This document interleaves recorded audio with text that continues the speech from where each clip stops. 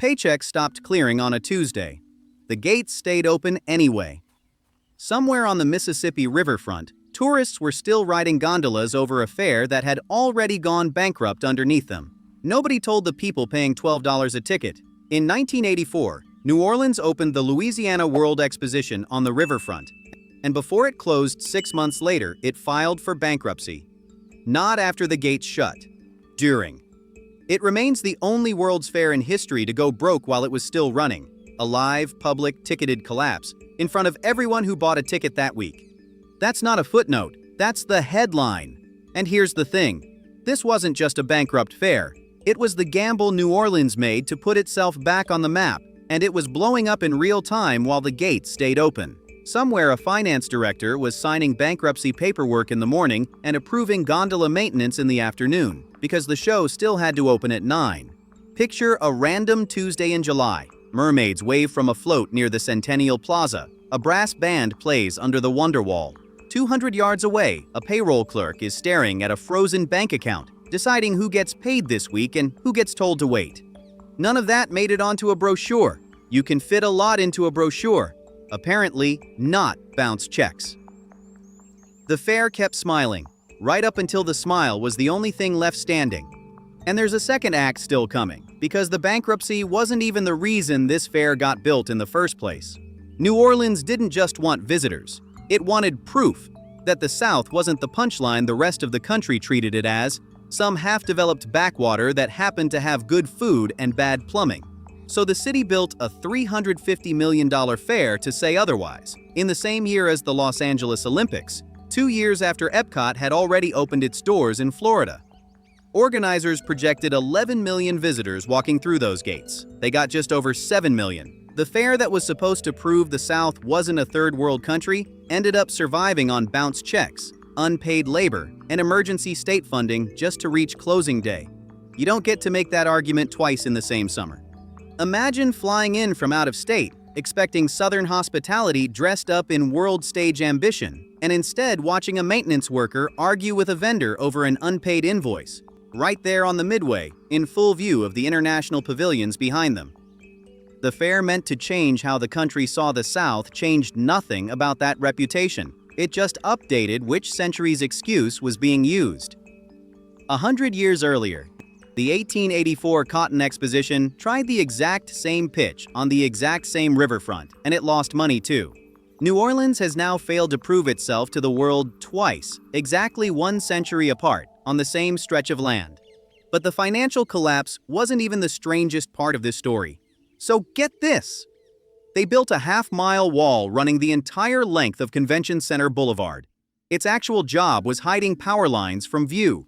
Somewhere along the way, it became the fair's signature attraction anyway. A sprawl of sculpture, scaffolding, and color one writer called the Great Wall of China a la Harpo Marx. New Orleans spent real money making sure nobody had to look at electrical infrastructure while they walked to the food pavilions. Then it ran out of money to pay the contractors who'd built the thing hiding it in the first place. Walk the pieces of it today, scattered across the city in private yards, on a small island, in front of an old sculpture on Elk Place. And you're looking at a half-mile monument to a problem nobody needed solved that badly. The wall outlived the fair it was built to distract from. It's still standing in fragments, decades after the thing it was hiding stopped mattering. Longer lived than the fair itself. Longer lived than the company that built it. Longer lived than most of the jobs it created. 53 gondolas carried visitors across the Mississippi River, suspended high above the water on cables, ranked at the time as one of the best thrill rides in the entire country. After the fair closed, ridership collapsed within months, and the whole system was quietly taken apart piece by piece. Basket by basket, they scattered, into backyards, into a hunting cabin somewhere upstate, into a gravel parking lot outside a corner store on Poifar Street, where one still sits today, sun-bleached and half a block from where it used to fly over the river. A ride built to carry a city into the future ended up rusting in somebody's driveway, 35 years later, next to the grocery carts. Imagine explaining that to a neighbor, that the sun-bleached metal basket by your fence used to fly 200 feet over the Mississippi River, carrying tourists to a World's Fair that went bankrupt before summer ended. Most people just say it's an antique and leave it at that. That's the shortest distance between world-class attraction and yard ornament you'll find anywhere in American infrastructure. While the books were bleeding out behind the scenes, the fair hosted the Space Shuttle Enterprise on display and opened the USS Lexington for public tours along the river. Visitors climbed through a real spacecraft and a decommissioned warship in the same afternoon for the price of one admission ticket. None of it showed up on the balance sheet. The show ran perfectly, right up until it didn't. The attractions never missed a beat. The company running them missed several: payroll, vendor invoices, and eventually its own loan payments. All quietly, all while the shuttle sat gleaming under the Louisiana sun for anyone who wanted a photo. That's the trick of a good collapse. It doesn't look like one from the outside, not until the checks stop clearing and somebody finally asks where the money went. The bankruptcy itself took 9 years to work through the courts. Some creditors eventually got paid. Most of them got 8 cents on every dollar they were legally owed. Contractors who built the thing, meant to announce New Orleans to the world, were still filing paperwork about it in 1993, nearly a decade after the gates closed for the last time. 8 cents on the dollar. That's not a settlement. That's a going out of business sale for an entire World's Fair, running in slow motion through a federal courtroom for 9 straight years. Long after the mermaids and the gondolas and the brass bands were a memory nobody could quite explain to their kids.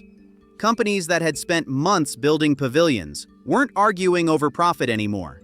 They were arguing over whether they'd stay in business at all, watching a project that was supposed to put money into the local economy pull it straight back out instead. And here's the part that still doesn't quite add up.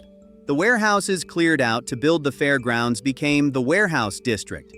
The same riverfront real estate that went bankrupt that year is now some of the most expensive ground in the city. Galleries, restaurants, condos, the Arts District New Orleans actually gets to brag about today. But one accidental neighborhood doesn't undo what the rest of the fair cost. New Orleans inherited 9 years of court battles, contractors who never got paid in full, and a reputation hit that outlasted every gondola and every brick of that wall. No American city has hosted a World's Fair since 1984, not one in over 4 decades. While other countries kept going. In Seville, Lisbon, Shanghai, Dubai. New Orleans didn't just lose money that year. It took the entire concept down with it, and left its own name attached to the reason why.